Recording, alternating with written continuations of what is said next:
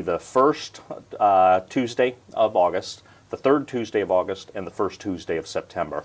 In the first one, which just occurred, that's when I bring the budget to the City Council and a council member introduces it. The second one, which would be maybe August 16th, is a public hearing, and that's when the public can come to the council chambers, talk in the public forum, and we'll have a public hearing and anybody can talk on the budget. And then the third one, which would be the first Tuesday in September, is when the council vote actually occurs, and then if it's approved, it becomes effective October 1st for the next fiscal year. Public can have input. Well, one, we have public input all of the time. A lot of what actually went into this budget was public input. We have a lot of ways that throughout the year that we gather public input. A lot of information comes from the mayor's hotline and actual interaction we have with the public. So we have a lot of information from the public that went into it. But as far as formal public hearings published, the public come out, that is the third Tuesday of August.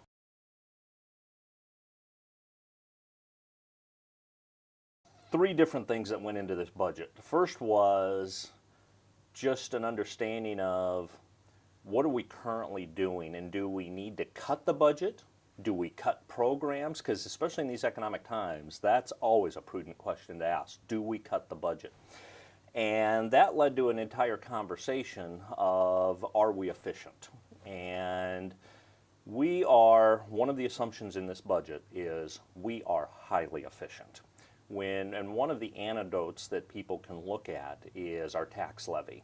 Of the 2-county, 9 cities, so Douglas and Sarpy County and all of the towns in there, we are, and we have been for about 10 years, the lowest tax levy from a city perspective by a very significant amount. And so that's one thing that adds to we are highly efficient. But in delivering that low tax levy, we also provide a lot of services that no one else provides. We have a standard for 8-hour snow removal. You will not find that anywhere, and there's a cost to that, and we're doing that while still maintaining a low levy. We have probably the highest quality park system in the metro, doing that with the lowest levy. We, through our police department, we have resource officers that the city fully funds in the junior high and both high schools, so there's 3 officers. We also run the DARE program in the elementary school and the junior high that the city fully funds. And then we also, from a fire department perspective, outside of Omaha, we are the only city with full-time professional career fire. And we add all of those services, which nobody else has, and we are still the lowest levy. So a long conversation about government efficiency. We have best practices and we're highly efficient. So in that, this was not a budget cutting exercise. We are efficient. We use our money wisely. The second part of that then is, what's this economy now look like? People talk about the new normal. What's our new normal look like? We came out of a period with explosive growth. That has a lot of impacts. That gives us a lot of funding sources, a lot of one-time revenues. That's not our economy anymore. And this budget makes a fundamental assumption that our new normal is what we're experiencing now. From now, for the next 5 years, we're assuming we're going to have flat valuations, which we've experienced the last 3 years. They've actually gone down. We have no state aid anymore. We used to get state aid for government where the state would do things that would impact us. They would offset some of those impacts. That's now gone. We are assuming that we don't get a lot of grant funding anymore because that's starting to dry up and get tighter. So it's a pay your own way is what this budget assumes for the next 5 years. So we are highly efficient. We're also assuming this economy is our new normal. One of the things we wanted to do with that idea, if this is our new normal economy, is we want to add some stability to the levy. And so one of the things we did is we were proposing a 1 cent increase in the levy for a capital improvement program. That penny in the levy will aid, we will always maintain a 5-year view of our capital improvement needs, and just like we do with our 1 and 6 year road plan. And that 1 cent in the levy increase will go to that capital improvement program. So that's long-term stability. That'll give us stability and predictability in the levy. The third piece of that then is a couple of projects, and this budget is all about investment. We're taking advantage of this time to invest.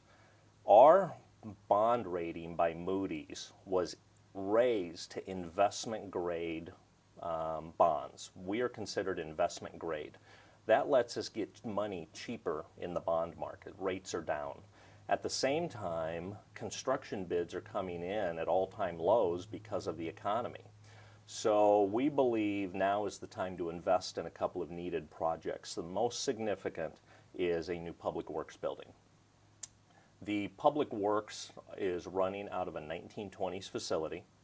Public has been talking about a new facility for 5 or 6 years. During the boom period, it would have been very expensive to do it. But now with the cheaper money, we think it's a perfect time. You look at what they do with 8-hour snow removal. You look at the fleet of vehicles they have to maintain. They're doing all of that out of 2 bays, 1920s garage. And we have a lot of equipment, especially fire trucks, that can't even get into the garage to be maintained. So in the middle of winter, during blizzards, they're working outside on our equipment, maintaining it. Also, since we only have 2 bays, we don't have a lot of proper storage. We have a lot of large equipment that's sitting outside in the elements. It's sitting out in the elements, it's losing life.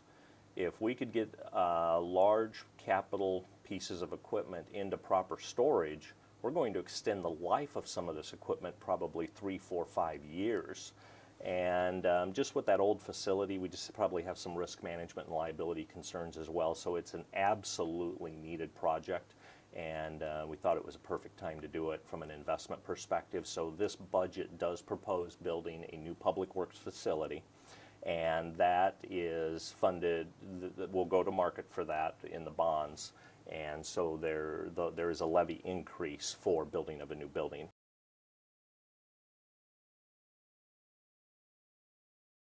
Papio Bay is aging and needs some reinvestment, and so we're proposing some reinvestment there. Hickory Hill Park, probably the highest complained about thing in the mayor's hotline, and we have now worked with the federal government to get out of some federal control of Hickory Hill Park, and so we want to restore that back so it's a usable park by the public. And then the library is a 25-year-old facility, and its roof has been aging, and to protect that investment, we'll be doing the library roof as well. So 3 major investments in addition to the public works building.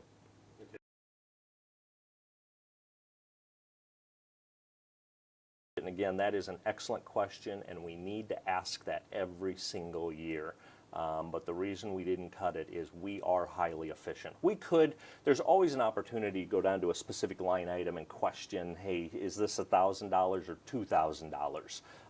But to make any material impact to the budget, we would have to cut some services if you want to look at significant dollars. And the services you would look at first are the ones that are beyond basic government functions. And if we want to start cutting programs that are beyond just basic government services, what would those be that would be on the table to be cut? We would have to say, we don't hold to an 8-hour snow removal standard anymore. We don't go out and plow unless it's maybe 2 inches. Right now we go at 1 inch. We don't maintain the parks at the level we maintain them. Let's go to the level everybody else has. Let's stop supporting the SRO program in the public schools and pull those officers out. Let's stop the DARE program. Those are the things that you would look at. And we get enough feedback from our citizenry that says those are highly valued services. We want those services. So the public is telling us they want those services.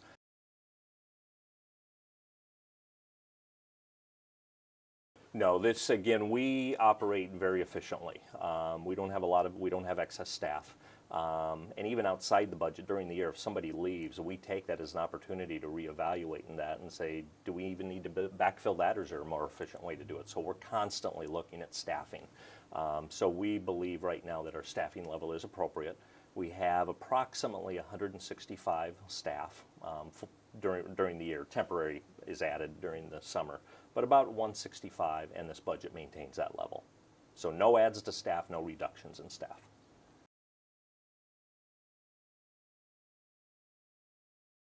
Right now, the levy is 40.5 cents, and then we are adding 1 cent for the capital improvement program. So we always have a 5-year rolling view of our capital needs, and that funds that.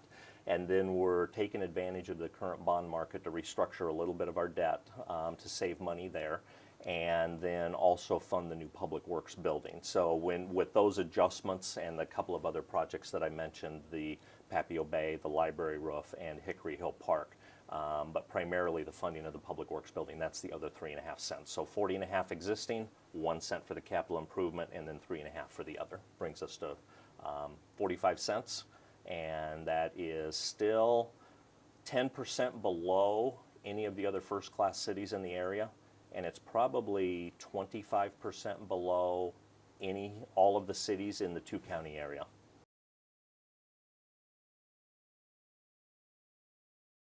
If you don't have a CIP program, what you tend to do is have a year by year by year by year view of what your capital needs are and what your maintenance needs are.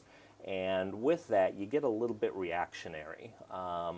If there's money available this year, you buy that needed piece of equipment or you do that needed maintenance. If the money's a little tight this year, you tend to get into the mentality of let's put it off 1 year so we can help this year's budget. Well, by putting it off, you just compounded a problem. You're not maintaining equipment that should be maintained. You're keeping equipment longer than it should be kept. What a CIP program does is it forces every single year all departments to say, what are my needs for the next 5 years? And they have to justify those. They put together a justification. It comes together in the administration area. It's managed by the planning department. And those needs then are prioritized based on level of importance. And we can say, this is a need we're going to fund in 3 years. This is one we're going to fund in 5 years. This is one that has to be funded next year.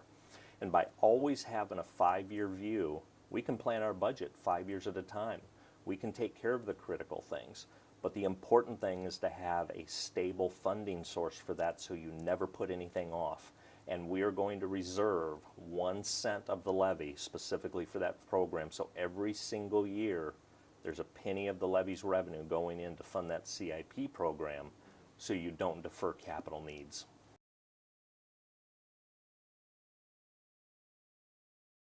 The last time it increased was when we built the police station.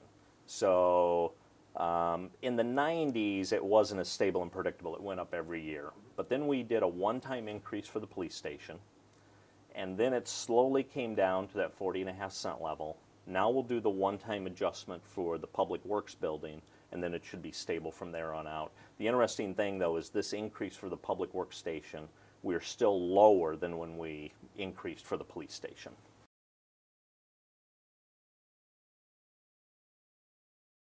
My background is business, and so how you use your revenue is always the critical question.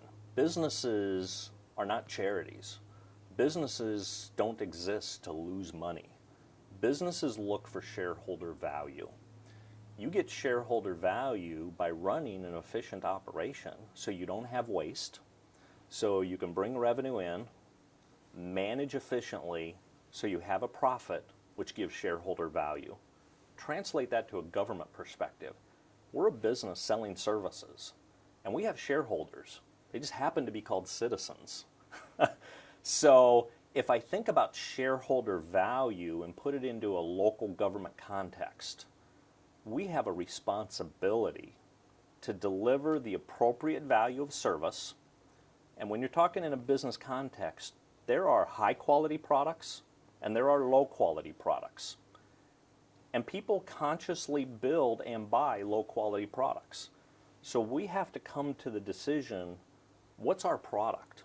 What's the quality of our product that our shareholders want? Our citizens tell us every day, we want the high-quality service we have. If they come and tell us we don't want high quality anymore, We can lower it. We'll deliver what is expected, but we deliver high quality services, and in doing that, always want to look at the efficiency that we're delivering that at.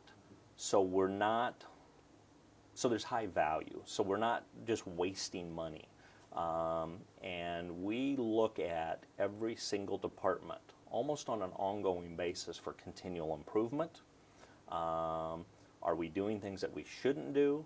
Are there better ways to do things? The idea of best practices is talked about a lot about in the business world. We have best practices. We have other governments that come to Papillion and say, how do you do things? And we share.